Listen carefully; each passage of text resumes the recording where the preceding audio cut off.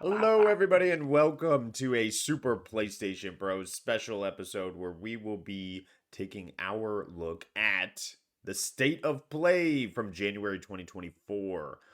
All right, Dorgon, thanks for joining us this morning slash this afternoon on your end. Pleasure as always. Hi, everybody. Good to see you. We're around 24 hours after the state of play, so we've slept on it. We've had a bit of time to digest it, and we're now just going to discuss our thoughts as far as I'm aware. Is that right, Rudigs? Yes, let's get into it. Let's see what we thought best, what happened at the state of play, and where our expectations met. Let's find out and get into it. All right, without further delay, let's get into the first one, and that would be Helldivers 2. All right, Helldivers 2 is splashing onto the scene February 8th. That's about a week away now. I am absolutely excited for the title. What we saw at the state of play was more of just, a hype behind the game, trying to get Yeah. people more excited about it. I personally would have thought, hey, show off the deluxe version, show off what you get with the deluxe version, and try to get people more hyped behind the pre-order. But it wasn't like that. It was kind of just showing, guns and explosion and cool music.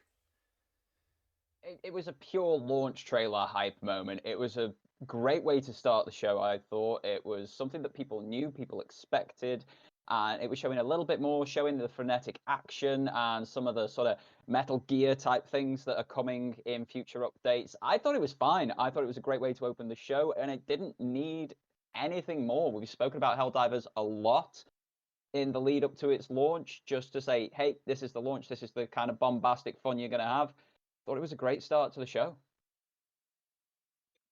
Well, Helldivers will be coming up soon, and it's going to be an exciting time. So I don't know if I have too much more to say to it. We've already said so much on Helldivers. Other than it's just going to be action, a lot of fun, and friendly fire is going to be off. I look forward to it. It's all about shooting your friend in the back. All right, well, let's get into the next one then. Next Stellar up, Stellar Blade. Blade. Yes, by Shift Up and published by Sony Productions. All right, so Stellar Blade gives me right off of the bat incredibly polished game. It's looking jaw-dropping graphics. The action looks intense, so much fun. That counter Souls type difficulty level seems to be there. However, what they're giving me and what I feel from this trailer is a real taste of Bayonetta, is what I see when Oh. I see the main character. It just gives me that vibe. I don't know what you were thinking when you saw the trailer. I liked the fashion game. I know that's such a stupid thing to say, but I liked the fashion game that in every scene she was wearing different clothes, which makes me feel like you can mix and match for your preferences, which is great. The combat, as you said, was incredibly high octane. It's what we've seen since it before it was called Stellar Blade. I can't remember what it was originally called, but we've seen that sort of combat with this on and on. There was a lot more story emphasis, why you're on Earth, what's going on, what the purpose of your journey is, which actually got me a bit more hyped for the title than I've been previously, because I like those sort of post-apocalyptic, bring the world back to life sort of type games. Um, as far as deep dives go, I don't feel I'm that much wiser after the fact than I was before going in. There's a lot still that I personally feel unknown about it. It reminded me very much of Forspoken in terms of its menu navigation and its upgrade paths and such.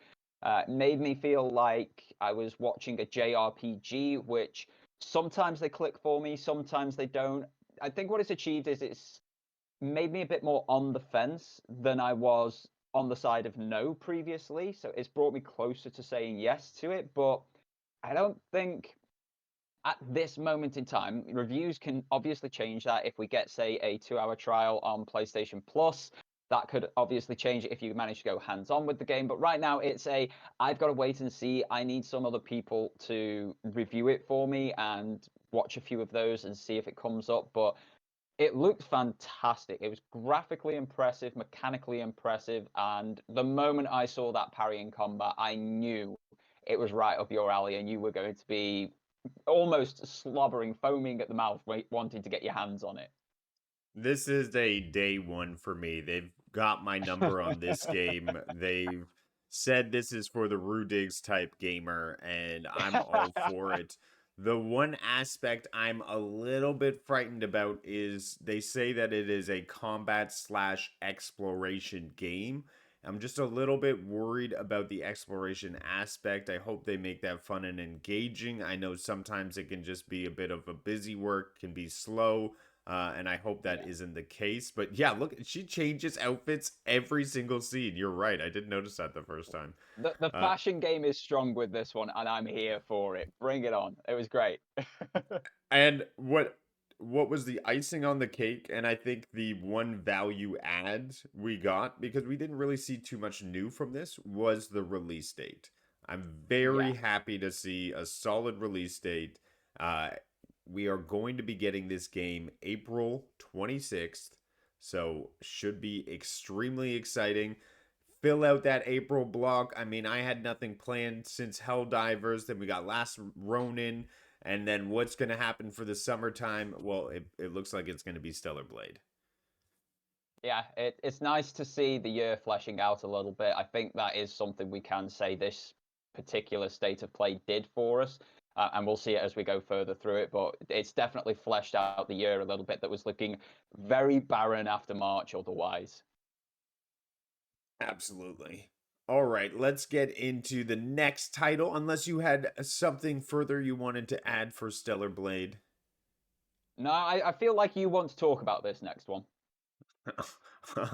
All right, let's get into the next one quickly. So, ever since I was a little kid of age 5 or 6, I had a Sega Genesis. I would be rocking Sonic on the weekends with my Sonic PJs, just getting so excited for the little hedgehog racing through the ching ching ching ching ching. It reminds me of a pinball machine. I feel like that was their design philosophy going into this game, right? Because you're that pinball, pachinko, and you get all those reward sounds from this game. It just feels so good playing it, and that is Sonic Generations. But we have a new add on this time around to Sonic Generations. This was the confusing aspect. Is it a remaster or is it a brand new game? Dorgon, what are your I, thoughts on this?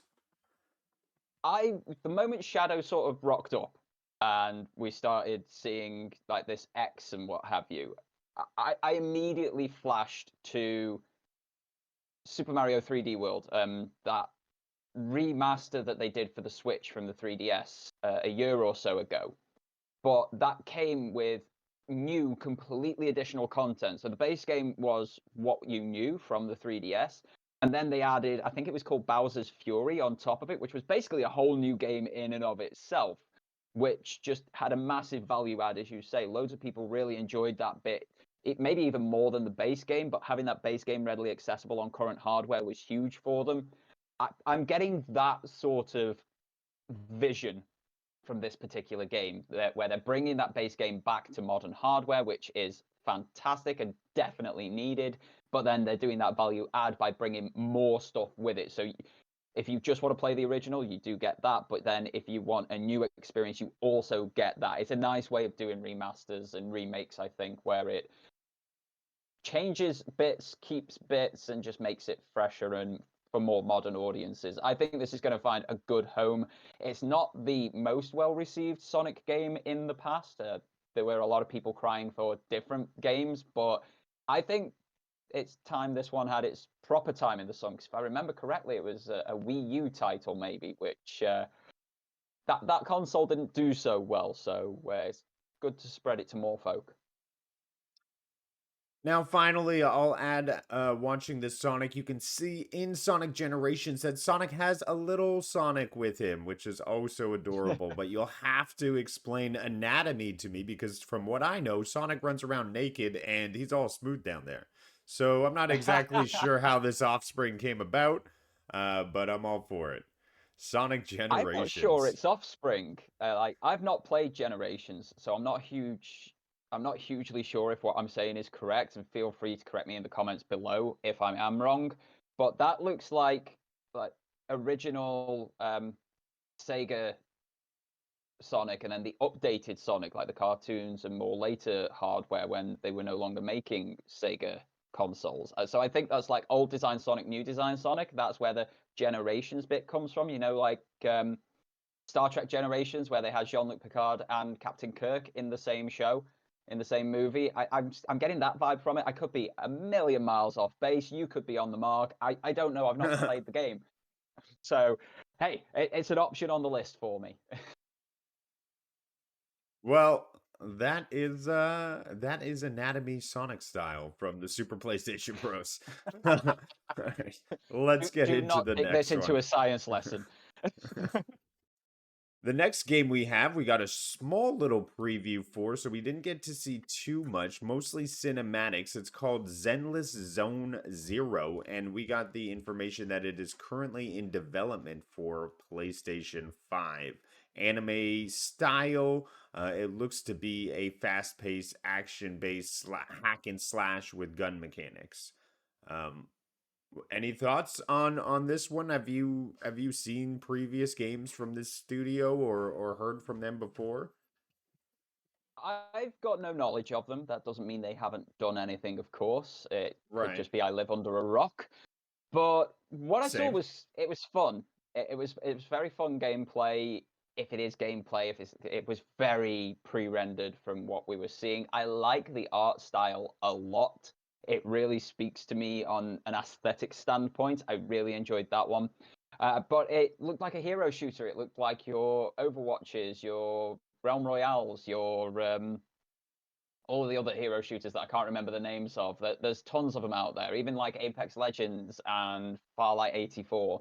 It reminded me of all those sorts of games. You pick a hero, they have a play style, and you have to play that in different types of matches. And that's not my cup of tea, personally. I like to make a character and take bits from all over the place when I'm doing that sort of thing, especially in, say, a versus mode.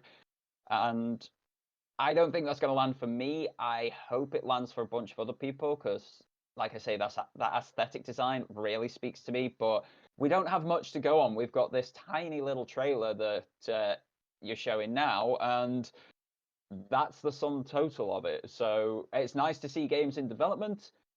I've got to wait to see more, but I'm getting hero shooter vibes from it. That's my only possible caveat to it personally. What we can expect from this group, and now I'm starting to remember, is this is the same team who made Honkai Star Rail. So will we see a turn-based Huh. game? It's incredibly hard to tell, right, from the trailer they gave us, and that is kind of what you Yeah. get with State of Play, just sort of flashes, ideas of what games are going to be still in development. This, I will say, was probably the first game that I had seen that I didn't know was coming to the State of Play. So I will give it that. There was a bit of surprise there. I just wish I saw what the game actually looked like while I was playing it and some sort of release Yeah. date. Because right now we could see it in 2026, right? That's my thoughts on it. I think that's what the flash at the end said, or it just said in development. So probably In development, 2026 is the yeah. earliest we see. Um, but like I say, it's nice to know games are in development. We've had a very quiet year from PlayStation. It's nice that they're starting to give us a little bit of information. All right. Well, let's get foamy with the next game because I'm excited for this free month to play game coming up next. Yep. All right, it's time to get foamy. All right, I've been playing the beta for this one when it first dropped. I was getting into the hype. The Foam Stars does look like a fun arcadey jump in, jump out, 15 minutes of some splash and fun. Yes, we're kind of getting something that looks similar to Splatoon. That is the biggest criticism of this, but hey, Splatoon's only on one platform, so bring it out. Bring it out. Yeah. This is a PS4, PS5 game. Let's bring all the audience together and just have some fun in the suds because this is free to play for from February 6th to March 4th. So be sure to claim it in that time. Yeah. Dorgon, Getting are included you getting with foamy? PS Plus. It's included with PS Plus Essential. Of course, I'm getting foamy. I also played the beta. I rather enjoyed it. I probably enjoyed it more than I enjoyed Splatoon, which I know that sounds like sacrilege. I'm sorry, Nintendo fans, but it was more up my alley, like the tactical nature that you have to play with Foam Stars and the different game modes that you get with it, and the fact you have to unlock different game modes by getting better and improving. I kind of like that progression-based system. I'm looking forward to this on the 6th of Feb. It's way less than a week away. It's about 4 or 5 days away when we're recording this, so I'm looking forward to that one and getting in there and shooting people with foam. It feels like a good fun day out at the paintball range, just on your video game console. Not to mention Splatoon versus Foam Party. I'm just sorry, but Foam Party or Foam Stars is sexier. It's just sexier. That's just where it's at. Look at that. Look at these previews in There's the an age background. rating. Age ratings. All right. We may cut that part out. We may cut that last part out. All right. Let's get to the next game then. So, are you going to submerge yourself and find the mystical creature that was once terrorizing Japan in Dave the Diver Godzilla DLC? I mean, what a mesh between two IPs. I did not see coming. Uh but It hey, I'm kind of all makes for it. sense, doesn't it? Godzilla comes from the How? depths. Kind of makes sense. Okay. Oh, come on. Okay. The guy walks across the sea. Like, it kind of makes sense. This guy's in the deep sea. Gojira comes out of the sea. I'm looking for tenuous links here. I'm trying to give them benefit of the doubt, but it's cool nonetheless. I liked the design they went for with Godzilla. I really enjoyed that one. It was an announcement I wasn't expecting in the state of play, that this indie darling from a giant AAA studio was coming to PlayStation, because it has been a Steam exclusive up to this point. So to have it coming to PlayStation this year is great. More people are able to play it. We know it's a proven quantity, and adding more stuff to it when people have been asking for that can't go wrong, really. I 100% agree. I mean, that game did extremely well, performed well. It's a great place to bring it to PlayStation. Give us some haptic feedback so we can feel Godzilla rip out of the sea, and I'll be enjoying myself. All right, the next game we have on the roster, and that is V Rising. So when I first saw this game, it gave me very Enshrouded Diablo vibes. It looks like a survival horror aspect. It looks like you're base building. There is a lot to see here, and not to mention the environment. I will say looks fantastic, even better. I would say the environment looks better looking at it now than the enemy design. Like I'm actually really blown away by how good the environment looks. Um, Yeah, hey, it's one of those games similar to Dave the Diver. It's been a PC exclusive up to this point, and I think it's the mechanics of it as to why it's been PC exclusive. Because that sort of yeah, top-down view, if you're not having the twin sticks input like with Diablo, like with a couple of the others out there, which names escape me right now, I'm dreadfully sorry. But with those sort of games, if you don't have the controller input built in from the very beginning, it's very difficult to play those games with controller input. You're sort of making the best of a bad situation. But them doing a natural native port means that they've figured that out. And it coming to PlayStation means you can play one of 2020's absolute sleeper hits on the PlayStation 5 in your living room. It is a survival horror. You are a vampire, so things like sunlight hurt you.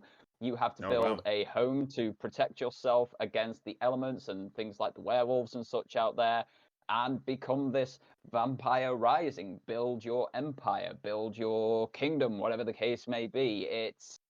It's one of those games. It was absolutely cracking on PC when it launched in 2020. It's got a die-hard fan base over there, and again, more people being able to play these things. It coming across to PlayStation, good for so many folks, and I'm glad we're starting to see this both ways. That sort of direction of ports going, so PlayStation games going to PC and PC games coming to PlayStation. It's about time some of those barriers came down. I 100% agree. And let's get more cross-platform play because I think it's good for the devs to get as many sales as they can for their software. Yeah. All right, the next game had me in a bit of chills. The short message from Silent Hill was a shadow drop. And I think everyone can appreciate these. It's a free to play game. Everyone gets access to straight out of the state of play.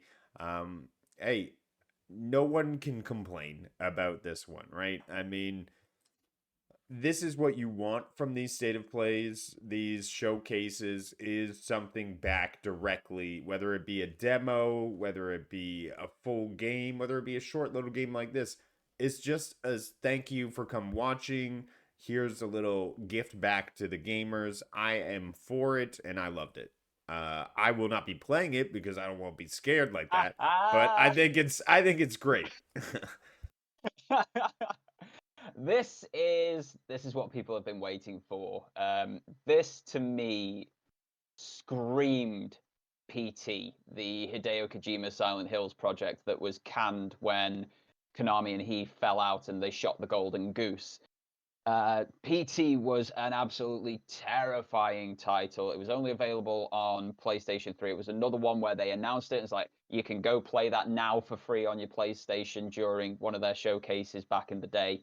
And if you've got a PlayStation 3 with that on now, these things sell for thousands upon thousands of dollars. So them leaning on that feeling of PT, these small, tight corridors with creepy crawlies and weird women behind them, that was a well executed idea. Graphically, like I was watching it on my TV in full 4K. It didn't look as good as everything that was around it, but it's about the atmosphere with these games, and I think they absolutely nailed that. I've not downloaded it.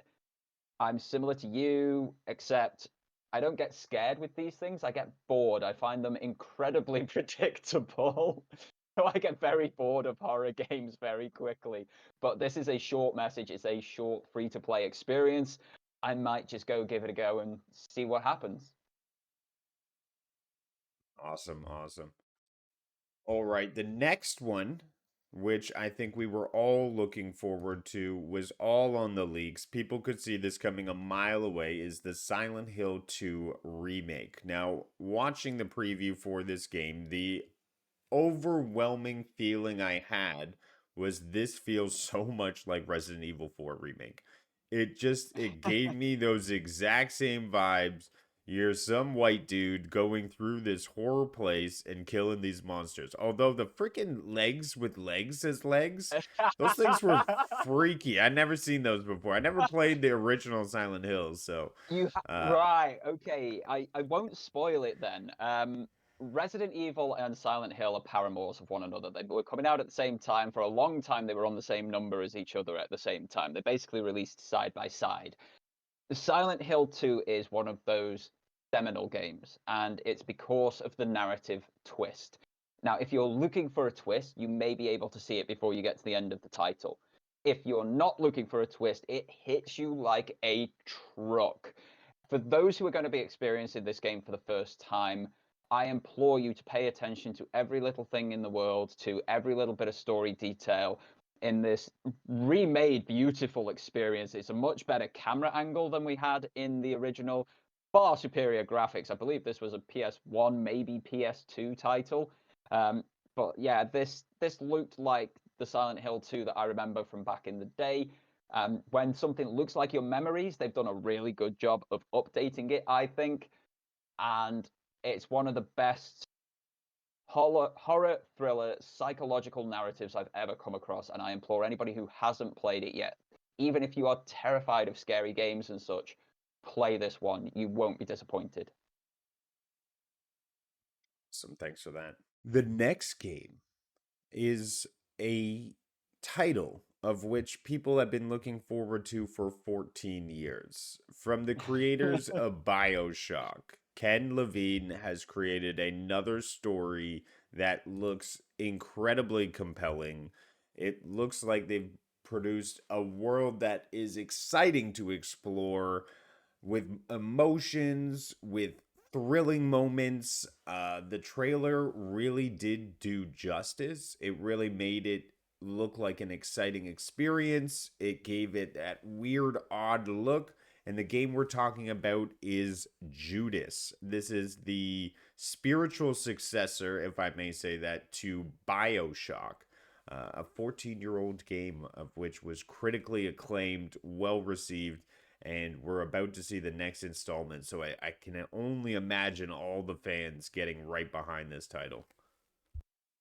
Yeah, 100%. It looked incredible. The thing I've always liked about the BioShock games and what's come out of Ken Levine's mind and development studios is not only are they fun, not only are they a little bit wacky, but they hit on some incredible societal issues as well. The first one about buying into corporations' wordings and such, and how they can force you to do things that you don't want to do by subliminal messaging and what have you. The second one about just because somebody looks big and scary, that they're not the bad guy and what have you. And the third one, it was a time twister, mad thing. It was great. You are the bad guy of your own story as well as the good guy and the hero. This one seems to be hitting on a lot of the societal pressures and issues that we're facing right now about real news, real thoughts, fake thoughts, all this sort of there's things that we're seeing in the news and the media, and it's wrapped up in that Bioshock type wrapper where you've got your magical abilities on your left hand, you've got your madcap weapons in your right hand, and you are charging through some of the weirdest, wackiest, robotic, wind up enemies that are coming. It looks great. I'm so excited. I didn't even know it existed before yesterday. Yesterday was the first I heard of it. And then there this thing is at this showcase. It's like, I'm back. I'm back in, baby. Count me in. This might be a day one for me. Awesome. Love to see it. All right. Now, being a big VR fan yourself and an owner of the PSVR 2, I can only imagine you being excited for Metro Awakening. It is a AAA experience coming to the VR. I am expecting this to be fully fleshed out, polished, with an amazing experience and that sort of level of polish that the Metro franchise has brought to us before in gaming. What are your thoughts being a VR proponent, seeing this title come by? It's the little things that really impressed me with this one. When you start to use VR, initially it's that, oh, I'm holding a gun, but then it becomes how you interact with that gun. And there's a scene in there of you slowly cocking the gun back to check that you've got some ammunition loaded and slowly replacing it with a silencer on it so that you're doing a full, like you're physically doing these actions and you're doing them stealthily to not be noticed by what's around you. It's little bits of attention to detail like that that make me excited for new VR experiences. And that scene just sold me. It sold me that this is an incredibly well thought out and hopefully designed and implemented game.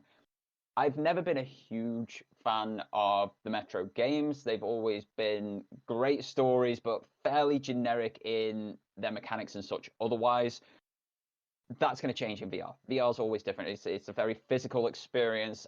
You are making all of the actions in game. You're not just pressing buttons to do it and that sort of thing. I do wonder if they're going to offer some form of stock so that you can hold a gun properly, because I have found it in other first-person shooters when you're trying to get your sense controllers lined up when you can't see them, you end up sort of weirdly splayed and it has your gun firing off in weird directions. So I do hope there's some form of stock attachment for the sense controllers that Sony are going to launch. But otherwise, it looks incredible. Again, I don't know if it's going to be a day one just because of when it's coming out and that sort of thing as well. But yeah, there's little bits of attention to detail in this game that really whet the VR appetite. Well, the VR train didn't stop there. Legendary Roles showcase some very exciting sword and shield magic action. You're parrying, you're shooting people in the leg with a bow. You're making these magic spells out of your hands. Um, Parrying, blocking attacks low, blocking attacks high, imbuing your weapon. There was a lot of really amazing things that I saw in this game that got me jealous again for not having a PSVR 2. The Captain Yeah, this America shield. I just saw that. oh That was yeah, pretty just cool. yeeting of the shield. Yeah, it's a game that's been in early access in PC VR for a couple of years. I think it went early access 2021. So to see this coming to PlayStation VR 2 on launch day, so it goes into full release on, I think it's the 8th of February or something like that, they said. So to have it coming simultaneously to PlayStation VR 2 is incredible. The gameplay looks fantastic. It looks incredibly physical. It looks like it's going to really give you a workout, this game, to stay alive. It is a co-op adventure, so up to 4 of you can play together in PSVR 2, and you're all physically blocking, striking. The fact that you can imbue a katana with a spell like you see in all of the samurai movies with what have you, and then just slam that into the ground to have things erupt out of it and take out foes. There is so many points of gameplay and pop culture and really cool things going on with this one. It looks like it'll be difficult because that parrying system and blocking system, if it's anything like Before You Fall, it's got to be precise. You've got to get your weapon in the right angle to block an attack. But that got me excited. I did not see that one coming, and I am very much looking forward to that one. If I can afford, that one is a day one purchase for me. The wallet's getting emptied. It's getting Fortunately, very thin, yeah. we don't have a release date. So, oh, my bad. I'll be editing that. Our release date of February 8th. So, right when Helldivers drops, there's a lot of games dropping this first week of February. It's a packed week. All right, a game that we have heard a lot about based on Game of the Year showcases, based on previews from Capcom, that is Dragon's Dogma. A lot has been shown of this game, so we are getting another preview into it. Hey, the game looks like a lot of fun, AI controlled combat with your teammates. Great sword, shield, and magic, third person perspective. The monsters, the bosses, they look extremely well detailed. Climbable, which is an aspect I never really thought of, but is a very cool thing to bring to a game. Gives that more dimension to it. Hey, it looks great. The one thing I'm missing is co-op play. Would be love to get in with your friends and take down these bosses, but I think a lot of people are excited for Dragon's Dogma, and there's a lot of good reasons for it. 100%, yeah. It looked incredible. It's going to sound so derogatory, but I got massive magical Monster Hunter vibes from this. Now, Capcom make both. They make Dragon's Dogma and they make Right. Monster Hunter. And I got magical Monster Hunter vibes from this. And that's not a bad thing. The Monster Hunter games are exceptional. They're incredibly well made, very tightly honed, very well executed. If this is on that same level of quality, it's going to be an incredible title. It's a massive sprawling RPG, which again, they aren't always for me. Some of them hit, some of them don't. But that gameplay looked great. It looked like a type of gameplay I could get behind. And for a lot of people who've been waiting for this game, I think the original Dragon's Dogma, it was over a decade ago now that one came out. So there's a lot of people chomping at the bit for this one. And again, it's a February release, I believe that one, is it not? I believe it's later on in the year. Oh, well, we will edit it to make sure we say the release date. Is it March? Possibly. Might be March. March 22nd, 2024. Okay, so I was a month out. Fair play. March 22nd. So yeah, people are excited about that one. I wish them the best in it. It's probably going to be a bargain bin pickup for me, but I like the look of the gameplay. I was shocked that I liked the look of the gameplay. Bring it on. Absolutely. All right, the samurai action saga that we've seen a lot of before in Game of the Year awards, again in previous debuts by PlayStation earlier this year, talking about games we're going to be seeing, and that is Rise of the Ronin. Team Ninja is bringing what looks to be this sort of fusion between Ghost of Tsushima and a little bit of Sekiro with the fast moving and the grappling hook. Um, there is said to be an element of souls in this game, I guess, where you're camping and enemies respawn, and there's an upgrade system similar to that. The flying and open world aspect, it seems like it gives a lot of mobility for traversal, and traversal, give me something fun to move around with. That's what I like. The one thing that has me off, which is what you've mentioned before, is these watchtowers giving way to opening up the map. We've seen this so many times in so many games. I just hope they do something unique. But the combat to me looks incredibly exciting, with fast moving pace, parries, and that difficult challenge. It looks incredible to me. I've been interested in Rise of the Ronin since we got it in a 2022 state of play. It was the November state of play just before God of War Ragnarok launched, that particular one. And I remember it because it blew me away. It shocked me. It's kept that up since. There were a couple of things in this deeper dive that I wasn't hugely enamored by when they said, "Oh, you can visit any area of this period Japan." I was like, "Yeah, that's a bit much. I don't know whether they've scaled it or what have you. I do get very tired of massive open worlds because most of the time they're just empty and boring." But as you say, the traversal around this particular one is very interesting. You've got that grappling hook, which is sort of the mid ground between, as you said, Sekiro and Spider-Man. But then you've got that flying machine, which is straight out of Leonardo da Vinci's designs. It's what we had in Assassin's Creed 2. It looks absolutely great fun to play as. I love the fact that they're not aiming for realistic like Ghost of Tsushima did. So you don't have to carry all of this stuff on your body to be able to use it. It's just because video games, so you can instantly swap from a katana to a spear or even a musket with a bayonet on, so you can parry them and still shoot them. It looked incredible. It looked really good. There's a lot of questions I still have over it. Is it a co-op game? Because we've seen multiple Ronins going around, even though you're meant to be a lone Ronin, as was mentioned in this particular showcase. But we've seen it in previous cutscenes, in previous trailers, multiples of them at once. So is there a co-op aspect to it? Is it multiplayer? Is it split screen? Is it not there at all and you just come across other Ronins in the story? So there's a few question marks, but I have been excited about this since it was first announced. And every time I see it, there's a little bit more to get me more excited. There were some blatant rip-offs of the likes of Ghost of Tsushima with the different stances to take on different opponents, which felt a little derogatory, especially from Team Ninja, who are great at making unique games. They made Neo and Neo 2. So you know what the gameplay loop is going to be like, how the difficulty challenge is going to be, how well it's going to play.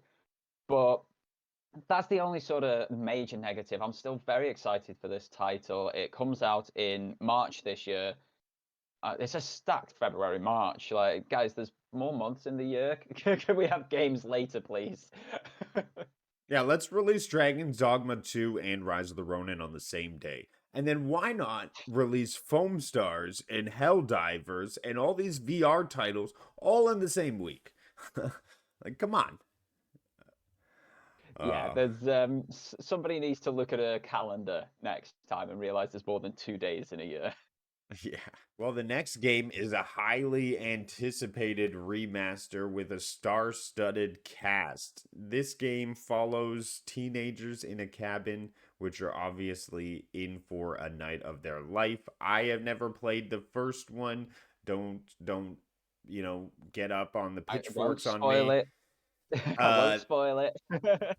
but Until Dawn, the remaster or remake is looking to be absolutely thrilling. The graphics look stunning. I think this is what this game needed to give it that extra oomph, and I could see it doing extremely well, especially with the star-studded cast. I could see it doing well. I shockingly didn't like what I saw, and I'm really sorry about that. Like, it's nothing against any of the actors or the directors or the developers. Until Dawn is a phenomenal game. It's fantastic. I would highly recommend anybody play it. I've played the PlayStation 4 version of it, and I saw nothing in this remake option that made me want to put additional cash down. Like, yes, they've got different angles to look at things, new cameras and such. They've updated many of the animations. So if you've seen, say, a side by side of The Last of Us and The Last of Us Part 1, to realize how much more nuance there is in a character's face, that is going to be there in Until Dawn's remake, which for the type of game it is, you need that nuance in a character's face because it's a choice-based narrative game. So your choices affect what happens in the narrative, and you need to see nuance in people's faces to inform your choices. But overall, it kind of disappointed me. It didn't look as good as I thought it was going to with a generational leap in hardware and developer experience. It didn't feel anything different to the original in terms of the way it handled and such. And I'm sorry to say, for me personally, this one just didn't hit. And it's nothing against anybody involved with it. I know a lot of people are going to like this. A lot of people play Until Dawn every single year in spooky season in October. And because it's got so many different ways to play it, you've got so many different endings that you can get, so they can have a different experience every single year. It's going to have a lot of legs for a lot of people. But for me personally, just did not hit, missed the mark completely for me. Well, not every game is going to hit. So that's what it is. Now, the final game plus a little bit of extra, is Final game ish. is a I mean extremely artistically driven game from Kojima, and that is Death Stranding 2. We see the continuation of Sam Bridges' story. Um and unfortunately I never got through Death Stranding 1. So I'm gonna let you take most of the weight here on Death Stranding 2 preview. Other than that, guitar dude was cool, right? You can't argue with rocking the guitar and shooting electricity at people. There's a lot to. I know people didn't understand Death Stranding initially, and famously in interviews before the original game's release, Hideo Kojima was quoted as saying, "It's not for the American audience. They're not smart enough to understand it," which made the rest of the world absolutely cackle with laughter. Especially when it was semi-proven right on reviews and launch. But it is a fantastic game, and it's a stereotypically Kojima game. Kojima's games, they don't front load anything. You don't get everything immediately. You don't know where the story's going immediately. You don't know how everything comes together immediately or feels this amazingness together immediately. You hear people wax lyrical about his titles, and then you don't get that within the first hour of picking it up yourself. It's because they are a slow burn. They are incredibly well written. They are incredibly well acted, beautifully directed. Some of the most polished in terms of mechanics and gameplay. I personally have never encountered a bug in a Kojima Productions game, so there's that going for them as well. And Death Stranding was this beautiful story about bringing America together in a post apocalypse. I won't go into too much detail because there's going to be a lot of people who want to pick up that original and play it, but there is this weird multiplayer thing in it where people can leave you supplies and you can leave other people supplies, but you'll never come across them because of the way that the world works. And you've got this balance mechanic, these combat mechanics, stealth mechanics. It's such a unique game. There's no one pigeonhole that you can put it into, but when you give it the time to grow and tell its story, you are completely invested all the way until the end, and then you realize there's the rest of the world out there, and that's what Death Stranding is doing. It's starting to reach out to the rest of that world. As you say, it's got much of what we had before in terms of mechanics. It's the same world after all. Things aren't going to change that drastically. It's got much the same in terms of characters, animations. It looks incredible. Again, the facial animations, the nuance that they've got in many of these characters is unbelievable. Even in the way that the fingers move and bring people down, it looks stunning, and it looks like typical Kojima off the wall weirdness as well, as you said, when you're having an electric guitar fight with a guy with a katana. Uh, yeah, I don't think I can explain it any better than that particular fight. I'm looking forward to it. I enjoyed Death Stranding a lot. I think this will be a good continuation, possibly even finale of the series.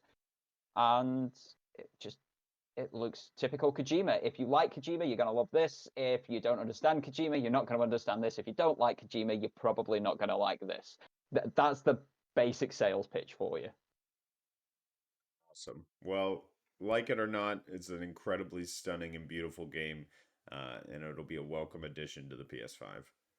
All right, and there was a last little teaser. I mean, no clip really said, but hey, we are getting a spiritual successor to Metal Gear. That's what I'm gonna call it. It seems to do with some sort of movie tie-in. I don't know why they were doing at Columbia Pictures. He mentions a film. What is your aspect on this? I mean, we were told so little, but I think it means a lot, a lot. This game coming out in the future, I think, will be something novel in what they create. It's it's very much required. Um, to go on they were in Columbia Pictures. They will be using those Columbia Pictures studios for a lot of the development of games like Death Stranding 2, probably even for that horror one that they've got going to Xbox, because Kojima Productions are a multi-platform developer. And then this espionage action title, they will definitely be using it for that one. They will be using every bit of resource at Sony's disposal. And they called it an espionage action title, which the tagline for Metal Gear Solid was tactical espionage action. We are missing stealth games. We are missing those games that require you to infiltrate somewhere, collect something, take somebody out, and get out without being seen. They don't exist really in the world. We've had Thief more recently. Splinter Cell has completely died. We haven't had a game in that series for 15 years. Assassin's Creed stealth was killed off in Origins and it's not returned since. We've lost Siphon Filter. We've got the originals for the PlayStation 1 on PS Plus at the moment, but they're not coming back from Bend Studios either. And I really want a new Siphon Filter game. They're incredible. Thief in 2017 sort of flopped, so we haven't had a new one of those. And for someone like me, I love stealth gameplay, but most of the time, stealth is put in as an additional or an afterthought or an option. There are no games that are focused on stealth, and that's what an espionage action game is going to be. Espionage being that primary concern of it. So you could do the whole game stealthy, never being seen, and there were always achievements, even in games where achievements and trophies weren't a thing, for completing Kojima's Metal Gear Solid games in a completely espionage, unseen manner. You got unique things to use in further playthroughs of the game. If they go down that spiritual successor route and give me that stealth gameplay with an incredible high espionage story, I am all in for it. This tiny little announcement was the most exciting thing out of the state of play for me because I am starved of good stealth action, and I am looking forward to this because he's one of the masters of the craft. His team at Kojima Productions are the masters of the craft, but it's not going to go and start production until they've launched Death Stranding 2. They will probably have things like storyboarding and scripting done by that point so they can go straight into production, but we're not going to see anything game-wise until after we've got Death Stranding 2. In terms of the whole people thinking about a movie, that's not what was said at all. Eurogamer ran a completely incorrect story off the back of that. What Kojima is saying is he's wanting to break down these barriers between traditional media and video game media, because video games are the most interactive way of telling a story. Movies are the most passive way of telling a story, and both have a place. If you can marry those two together, break down the walls of what's been there previously, and tell tales like The Last of Us, tell tales like Metal Gear Solid 4 and 5, with this amazing cinematic experience and storytelling structure, whilst also allowing people to go hands-on and be part of that story.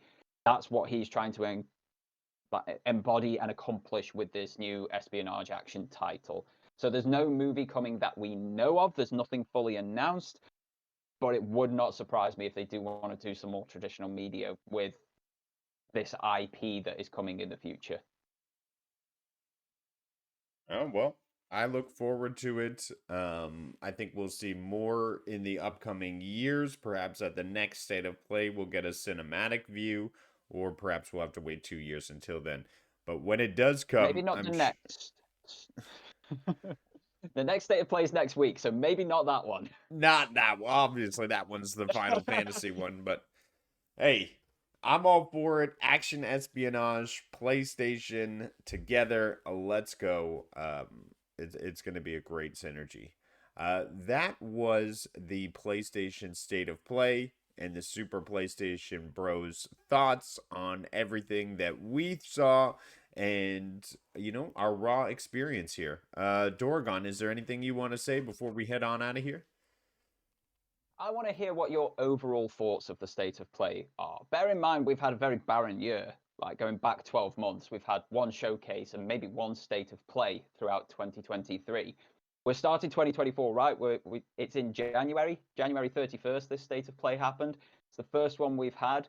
How does it rank in your personal lists? Did it excite you? Did you feel great coming off the back of it? Or did it fall a little bit flat for you? Like, how did the overall thing make you feel? And don't forget to like, subscribe, and share it out. We thank you for coming on by. Be kind, bring peace into the world. All right, take care and have a good one.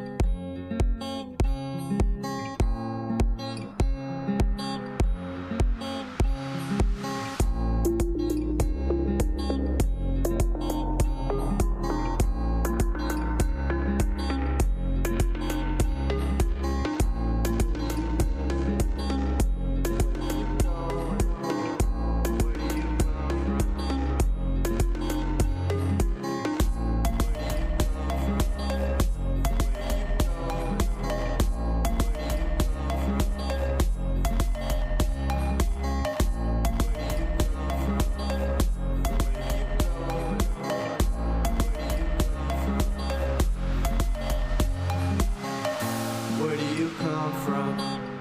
Where you going? What are you drinking tonight? Let's keep them flowing. Where do you come from? Where you going? What are you feeling tonight? And what are you showing? Where do you come